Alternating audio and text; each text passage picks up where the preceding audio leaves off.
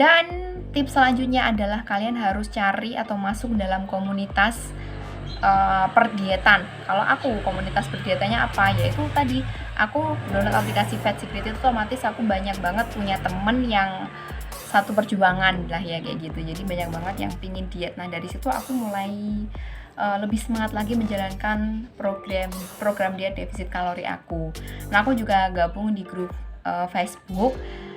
Nama grupnya nanti aku cantumin ya, lupa aku kalau nggak salah dia defisit kalori. Nah itu mentornya kayak Yuni siapa ya, lupa, nanti aku kasih tahu ya gitu. Jadi kalian harus cari komunitas dan cari motivator lah gitu. Jadi misalnya kan kalau misalkan kalian hanya mengandalkan orang-orang rumah saja, mereka kurang mendukung gitu. Jadi kadang-kadang mereka ada yang bawa kayak gorengan kayak apa gitu, itu kayak kalau misalkan kalian nggak punya motivator, nggak punya komunitas, kayak ya udah deh makan aja, akhirnya diet kalian gagal lagi kayak gitu kan ya. Jadi kalian harus cari motivator meskipun itu cara online.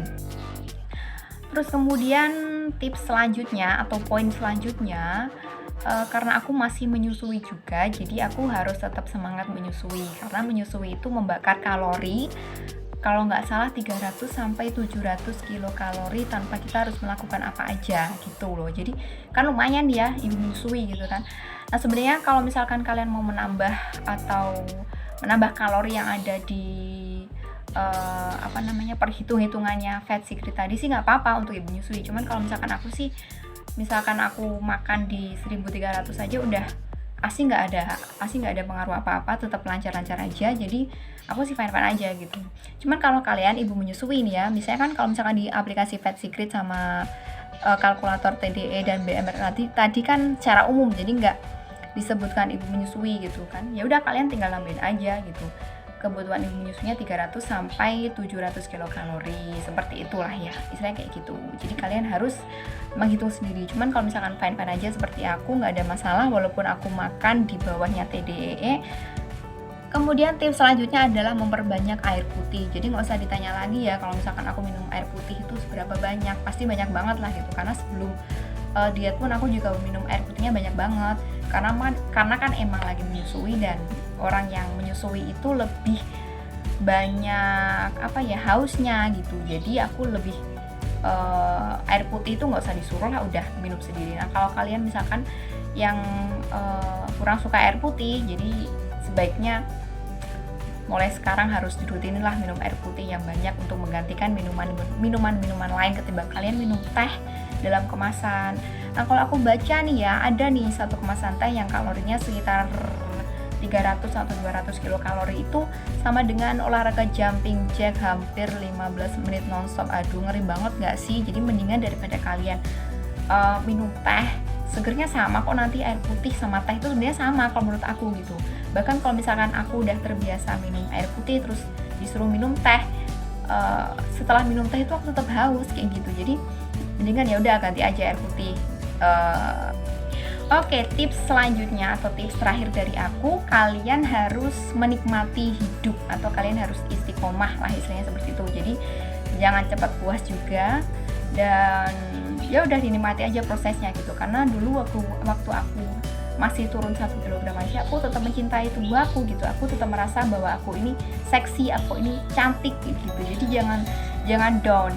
Jadi kalau misalkan kita menikmati prosesnya dari awal sampai body goal kalian, ya nanti kalian akan jauh lebih ringan aja gitu menjalankan diet kali. Oh ya, nah ini catatan aja nih ya. Jadi sebenarnya kalau misalkan kalian semakin banyak memangkas kalori yang ada di batas yang ada di Fat Secret tadi, misalnya aku 1500 nih ya, aku makan di 1300. Nah itu perlahan aku akan semakin turun berat badannya kayak gitu. Nah jadi kalau misalkan kalian mau lebih ekstrim lagi, mau memangkas kalori yang lebih ekstrim, misalnya kalian makan di 1000 atau 900 atau di bawah BMR lah gitu. BMR tadi apa? Sudah aku jelaskan tadi ya. Kalian mau makan di bawah BMR itu sebenarnya ya akan lebih cepat menurunkan berat badan, cuman nanti akan jangka panjangnya itu nggak akan bagus buat tubuh kalian. Jadi sebaiknya kalian tetap makan di atasnya BMR atau di bawahnya TDE sedikit lah gitu. Jadi nggak sampai TDE ya gitu. Jadi tetap harus di atas BMR ya. Kalau BMR aku kalau nggak salah itu 1100 atau 1200 lah gitu. tapi aku makan di 1300. Nah itu masih aman untuk metabolisme tubuh kita, supaya tubuh kita juga nggak gampang ngedrop, tetap bisa beraktivitas dengan seperti biasa aja, dan juga tetap bisa melakukan metabolisme. Oke, sekian dulu tips dia dari aku. Semoga bisa menginspirasi dan memberikan wawasan ke kalian, memberikan pengetahuan ke kalian. Kalau mau diet harus ada ilmunya, kalau mau diet harus ada hitung-hitungannya. Semoga bisa memotivasi kalian lah ya gitu, yang mau mempertahankan berat badan, yang mau menambah berat badan, yang mau menurunkan berat badan. Semoga kalian yang penting itu ya, kita harus mendapatkan sehatnya dulu.